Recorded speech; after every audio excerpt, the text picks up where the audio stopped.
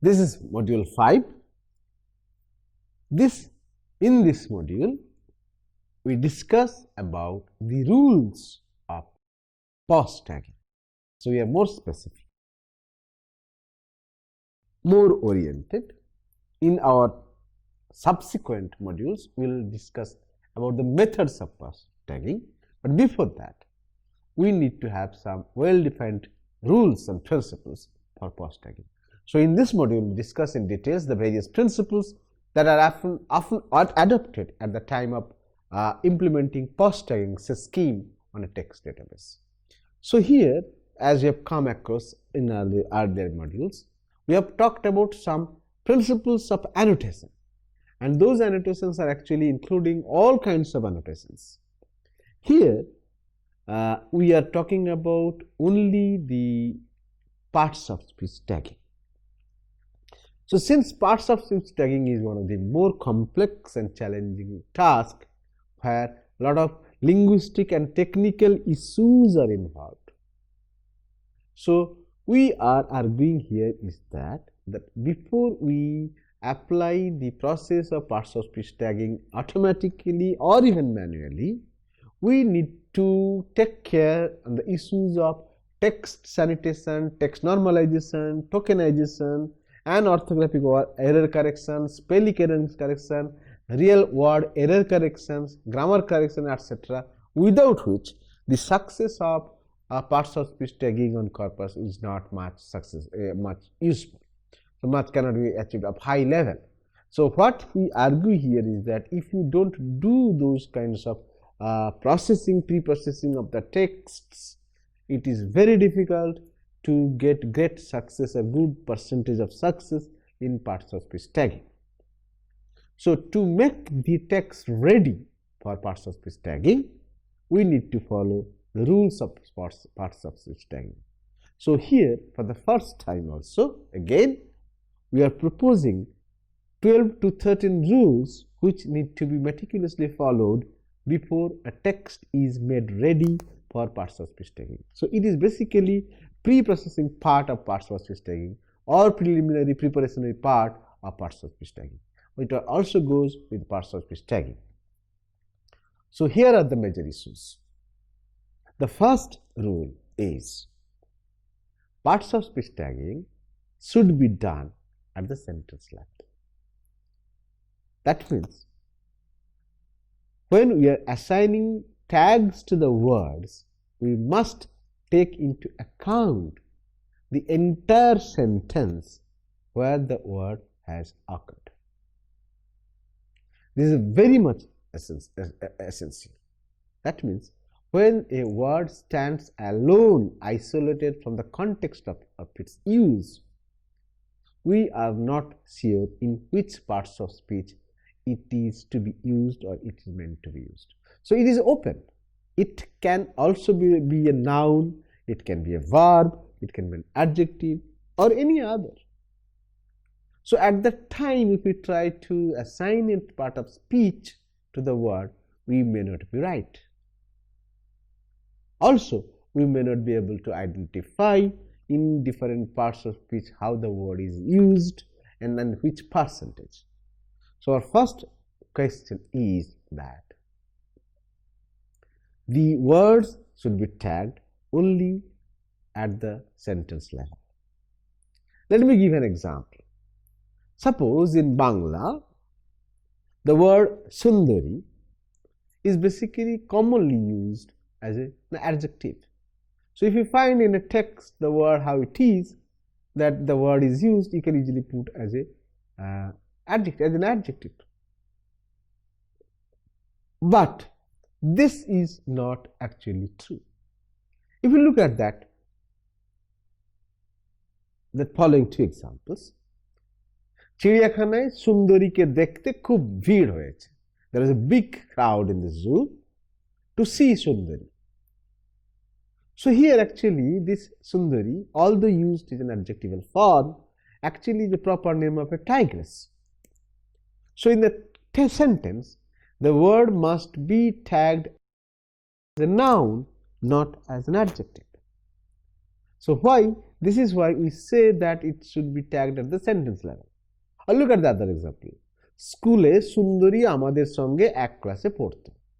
Sundari used to study in the same class with us. So here definitely Sundari is the name of a human being, a woman, a girl who used to study with us. So here this word is, although appears to be noun with mark and adjectival mark, is basically a noun. So we should mark it as a noun.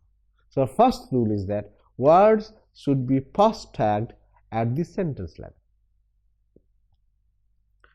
Second rule, words should be normalized before post tagging. This is a very crucial issue because until and unless we normalize words, it becomes very difficult for us to identify actual parts of speech.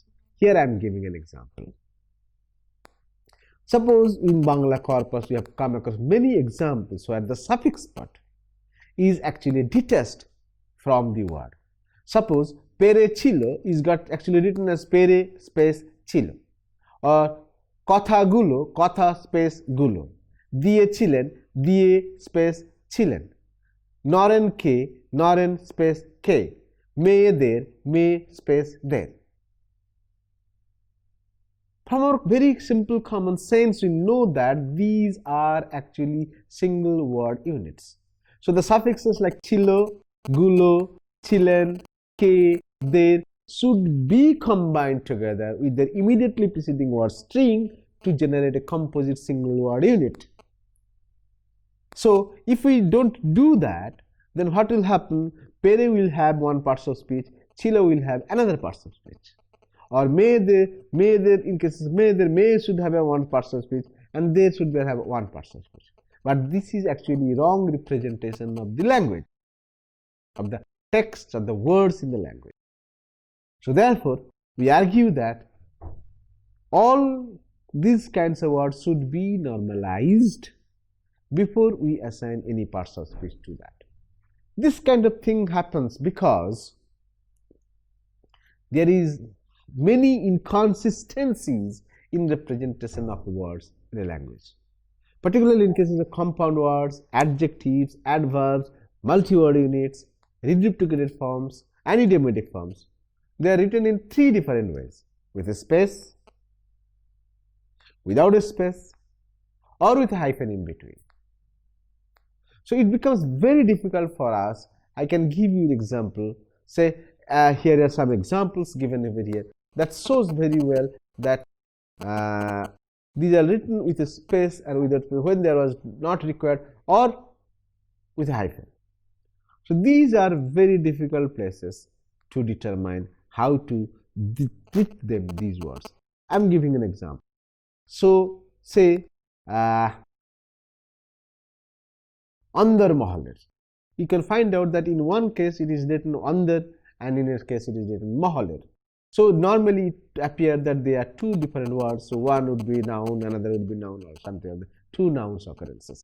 But actually this is actually stands as a single word unit. Sometimes it is written as a single word unit. Sandar mahal, the single word noun. So here, rather than identifying two nouns, we have to mark actually one noun. So our question is, because of the inconsistency of writing, we need a lot of text modifications or normalizations before the parts of post tagging scheme is allowed. Words should be tokenized before post tagging also. Reverse to the normalization process is the process of tokenization.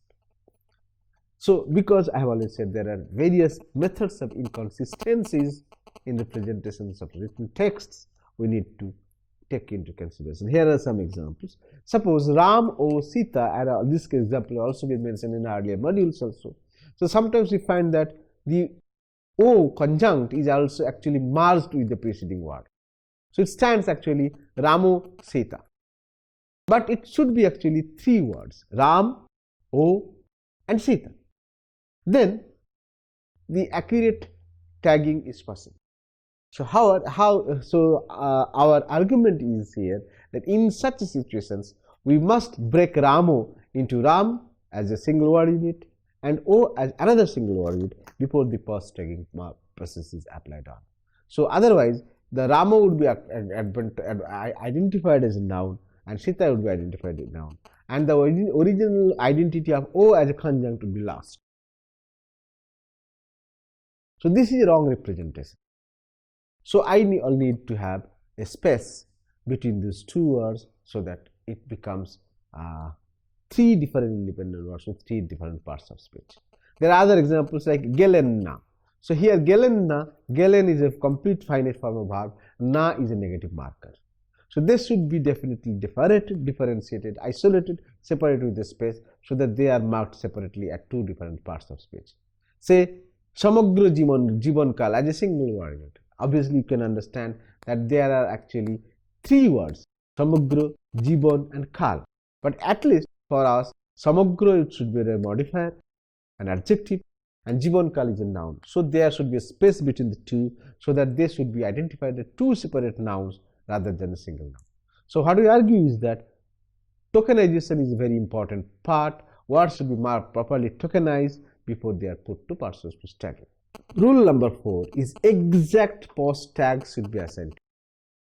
So it is very clearly mentioned that the parts of speech which has been not observed for the word in a particular sentence, that particular parts of speech should be assigned. It is not that you should have knowledge from the dictionary and what dictionary says that will matter.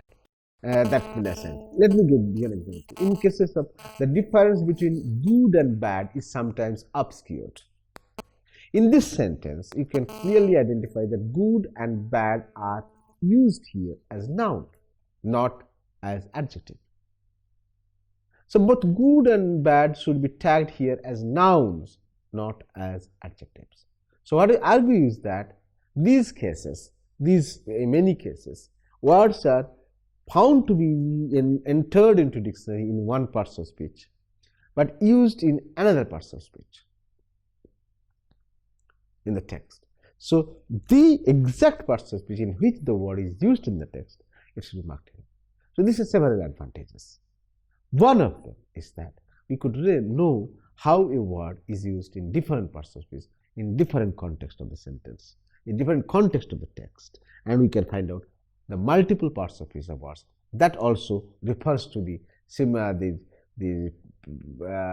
gradients or variations of parts of speech.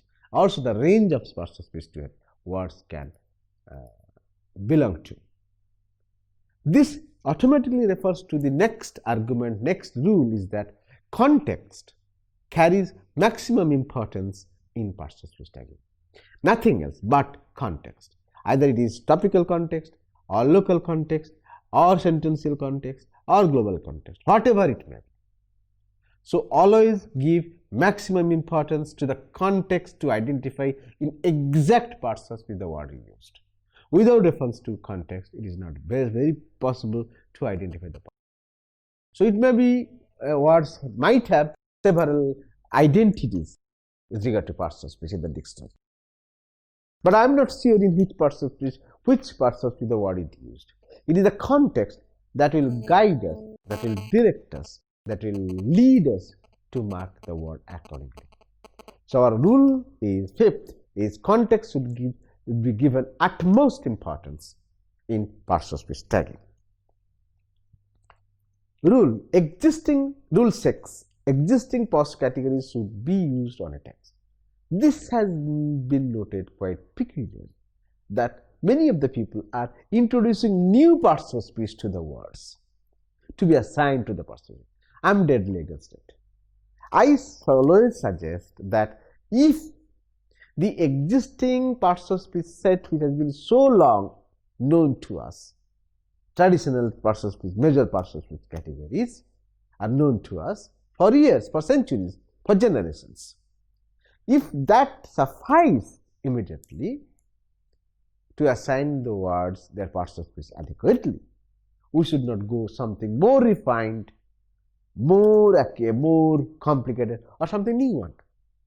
There has been a tendency that people may try to find out new parts of speech. I am not going to mention the names or articles, but thing is that I have noted it carefully that in many cases some new parts of speech are introduced. That actually burdens the people with additional load which was not at all required. If our traditional parts of speech, list of parts of speech, suffice our requirement, there is no need to go for something else additional extra, just because to show our level of intelligence or mastery of the text. So my suggestion is, until and unless we are forced to, until and unless there is an absolute necessity, we should always depend on the existing sets of parts of speech, which is maximally intelligible, maximally known, and maximally comprehended by all people of the speech community. Rule 7. Support systems should identify the multi-word units used in a text. This has been a real big problem at the level of parts of speech tagging. So, as you know that there is little consistency in you writing the multi-word units or compounds or reduplications. So, there is a real problem if a multi-word unit in the compound word is basically written as two separate forms. It may create problem to treat them as a single word unit or not. I can give you many examples here where different kinds of multi-word expressions we have encountered in Bangla text, and that has to be marked before that through the chunking or some other ways before their parts of speech are assigned. So, in particularly in cases of compound words like say Bedona Prasuto. So, in that case, in the first word is a noun, second word is an adjective, but both of them combined together should stand as an adjective. Or say Bhramar Krishna, the first one is noun, second one is adjective, both of them stand as an adjective. So, if you keep in account the left hand, right hand head rules or left hand head rules of compound analysis, whatever it may be, but you have to keep in mind that compounds are written like this, they need to be marked before their parts of speech is defined. Idiomatic expressions, chokher moni, that is apple of one's eye, ashade golpo, cock and bull story, Dewal Likhan, the writing on the wall, Ubhay Sankat, horns of dilemma, and many other examples I can cite from the data where these expressions need to be marked beforehand before their parts of speech are identified. Then complex verb forms like uthe pado, suye pado, chole jao, so phele eso, dekhe nao, gile phelo. So all those things you can find out, they have to be marked properly before they are identified as their parts of speech are identified. Similarly, many proverbial expressions are also occurring in the texts. They also need to be marked. So the process is that all those multi-word units may be marked as chunks and tagged accordingly, marked accordingly before they are put to any parts of speech. Rule number 8 is multi-tagging approach should be strictly avoided.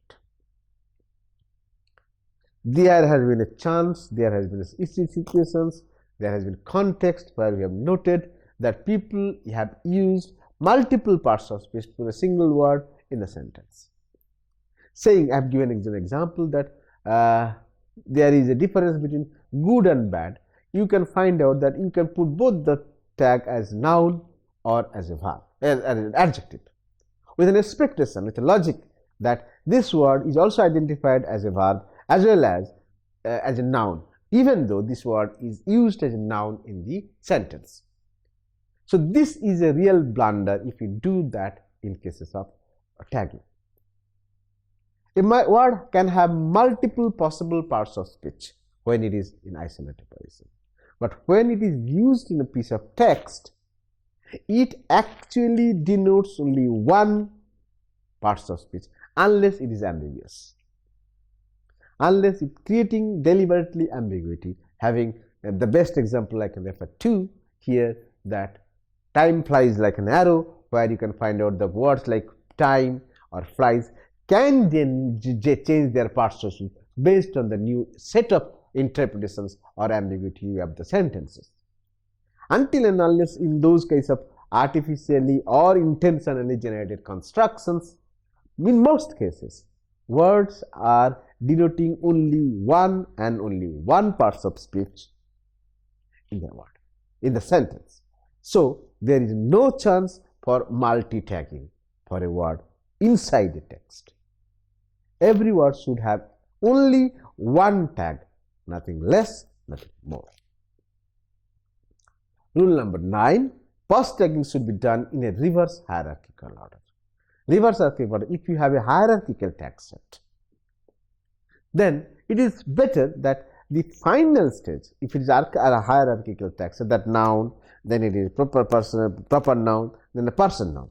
So person noun is the third stage. So first stage is a noun, second stage is a proper noun, third is a person noun, or plus the person name. If this is the hierarchy, then I should suggest that we should first assign the third layer, that is personal noun. So the moment it is tagged like that, it automatically says that it is a person noun, which implies this is a proper noun, this implies this is a noun. Because if you go in a straight way, you may not get sufficient information. If we put only noun, we do not know it is a personal noun or a proper noun. Or a proper noun, then it's a person name. So we suggest that if you go in a hierarchy reverse order, then the lowest possible tag in the hierarchy should be first assigned. Then that actually represents the whole string, whole hierarchical string. So that will capture the total load of information we need to assign to the word. Rule number 10, morphological processing must be separated from POS tagging. In our next module, we will discuss about these parts of speech tagging, and you have also noted that many people are combine these two things, that morphological analysis in parts of speech tagging are same thing, but be sure they are two different things. Parts of speech tagging task is to assign the parts of speech to a particular word, while morphological processing has a task of analyzing, decomposing a word, identifying their morpheme used in the word and their functions in the word, and the total morphological entities and the structures and the morphological rules and all those things. So morphological processing is a separate task of natural language processing or computational linguistics that should never be made equal with that of parts of speech tagging. So it should be very clearly understood that morphological processing is a different process, has a different goal, while parts of speech tagging is another different process, has another different goal. There should be no overlap into that, but also there is some overlap of knowledge, some common sharing ground between the two, that in no way implies that they are same.